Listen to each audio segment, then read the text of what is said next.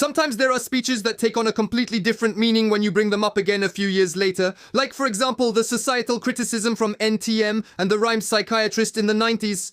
When you see Soprano and Joey Starr today sucking up to showbiz big time.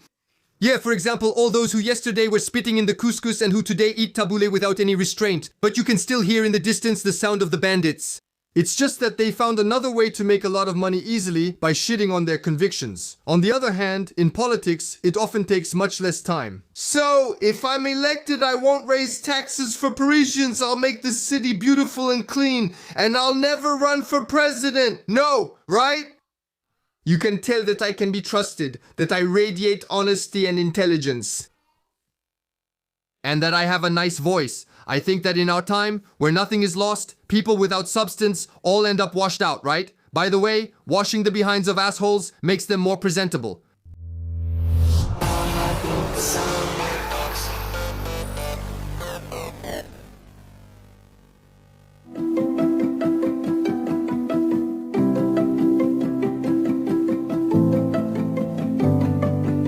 We are a democracy, that's a strong message. And then there are people who say, no, journalists don't suck up. My name is Emmanuel and I am president. It's okay. He seems conscious except for the dilated pupils. He seems fine. He can do his interview, but without the video, it's better. We are in France and it's Thursday. Oh, wow. That's a strong and unambiguous message. Now allow me to get on my knees, please. Except that in this case, he said that on a Friday, on a plane flying over international waters. Subtitles Diaz.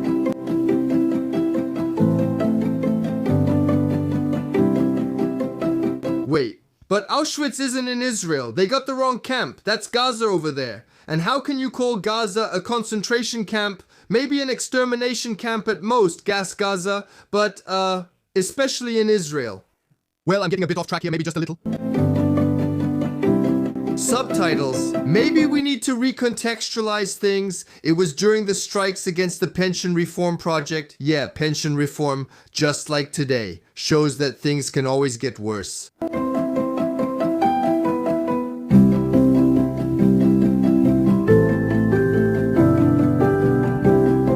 I think this music goes really, really well with the style. Yes, he's involved in politics. Subtitles by Jeremy Diaz. It's a word or it doesn't mean anything. For example, if I say yes, we're in a dictatorship. Oh, really? Well, try living in a dictatorship, huh? Right? But if for me, we're in a dictatorship, well, I'm already experiencing it, the dictatorship. Well, try living in a dictatorship.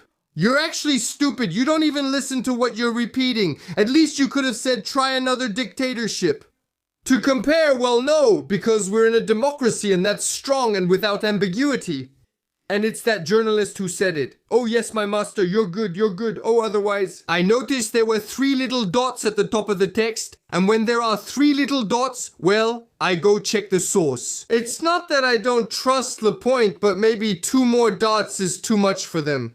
On the interaction level, it's kind of like a neuron, so I'll put the radio interview on this image where you'll notice the dumb face they gave him. I don't think the intern is up to speed and I won't revisit Lapointe's video. Because it's a cut and paste job all over the place and done in a rush. Like they didn't want Macron to say what he actually said. A democracy is a political system where we choose representatives who will freely vote on the laws. It's true that in a way we choose our representatives, but to say that they freely vote on our laws is another matter.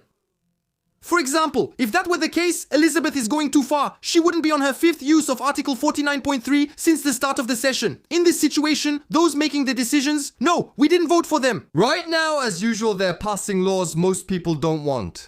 And while we're already generally very poorly represented by our deputies who don't have our interests at heart, here, we're not even represented at all. So, according to Macron, we're not in a democracy. A dictatorship is a regime where one person or a small group decides the laws. Yeah, that's true, but that's exactly the case here, except that in our country, the clan isn't perfectly identifiable by a single name. Aside from that, we're still in a dictatorship with a group of friends choosing nearly all the laws passed. Hey, we could call them the broken buddies, the corrupt ones, you know, the broken buddies.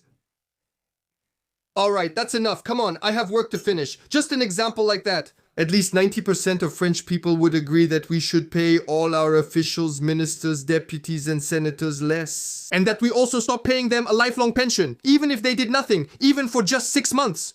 Well, that kind of law will never be passed. You'll see, it's really simple. In fact, as soon as they get access to power, if they're not already old buddies, well, they're made to join the clan and its privileges. Either they go along with the clan, spoiler, it's that way, or they pretend to be against it, but not too strongly. Hey, please, or just go with the flow. A dictatorship is a regime where the leaders never change. That's how it's usually described, and it's true. Even though right now we're stuck with Macron for a second time, we still regularly change leaders.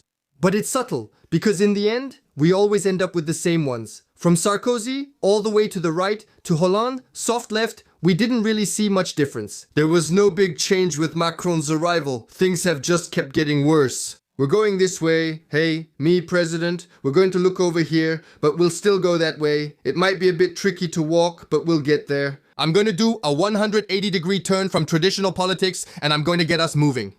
But actually, in Moonwalk, a dictator always gets overthrown at some point or another. That's why we thought, what if we automatically overthrew him every 5, 7, or 10 years and replaced him with exactly the same person, but with a new face? All while convincing people it wasn't ordered from above. No, it's truly our own will, the will of the people. Above? What do you mean by that? That's conspiracy talk. No, I don't mean the Illuminati or reptilians. It's just people who benefit from us staying on this path and have the power to influence things. All of that, the European Union and the lobbies squeezing it, big capital and its billionaires who own all the media, the World Economic Forum, and a bunch of other little nuisances. And that's why we always see the same faces around every president. Klaus Schwab, Bill Gates, Jacques Attali.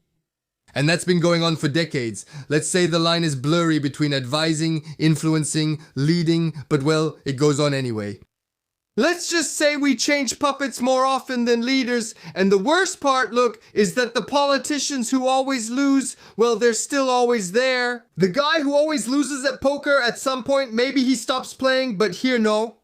It's that even despite losing, it must still be more lucrative and interesting as a business. If France is like this, try a dictatorship, and you'll see, of course, there are much worse dictatorships, but just because there are worse doesn't mean we shouldn't want better. Listen to me, Mom, I got 2 out of 20, 2 averages, but my friend, he got a... I adore you! That's good, my boy. You're the future of the country. You could already be an advisor at Paris City Hall. That's even why it was written that France is entering a kind of dictatorship. France isn't a dictatorship yet, no, but it's not exactly a model of democracy either. We're still in some kind of in-between stage. A bit bastardized. Oh, bastard, why are you doing that?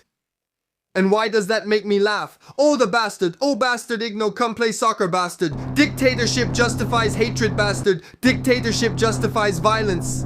To get out of it, he's legitimizing what might happen there. Oh, but sir, I was violent, sure, but that's because we're in a dictatorship. It's the president who said we could, so according to the president's words and definitions, indeed you are acquitted. Thank you, bastard. The thing is, we're leaning more and more to the wrong side. And the best place to take offense, to condemn, even to punish, well, it's the one who could see himself as a dictator. So, I would add, because I feel like it, that what I find most surprising is that whatever happens, there are always people who think everything is fine, right? But the government is trying its best. Let the professionals handle it. Would he even change his mind if Macron himself stabbed them in the stomach? I'm sorry, there's no choice. No. But it's true, right? You're doing your job as best you can. I can get on my knees because at this point, I'm going to die. If I were in Macron's place, I think I'd be tempted to try some nonsense. So, against COVID, the best thing is Doliprane in suppository form, whole boxes of it. I saw this morning that the medication's shareholders are adamant. To be sure, since it wasn't specified, I also use all the packaging and the bottle. Oh yes. And as a preventive measure, morning, noon and night? Oh well, yes, of course, and I've stocked up. With the shortage, you never know. They might just test how far they can push those idiots. Nonsense.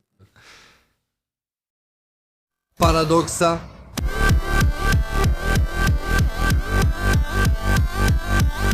Hey, who's mentioning the old formulas again? Chris Papillon? With a triple word score, he'll nearly have it all. If you're interested, try for a triple word score and let me know in the comments. And as always, thanks to everyone who watches until the end, who likes, who shares, and who supports me. It's a pleasure. See you soon. Why am I doing this?